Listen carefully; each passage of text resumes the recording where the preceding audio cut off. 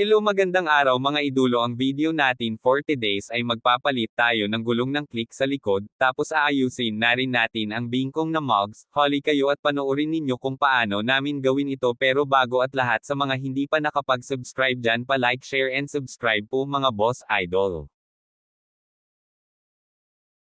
Ayan na nga mga boss idol, sinimulan pokpokan ang bingkong na mugs para maituwid at maibalik ng maayos na parang walang nangyari. Kitang-kita naman mga boss idol kung paano ito onti-onti bumabalik sa dati yung bingkong na mugs.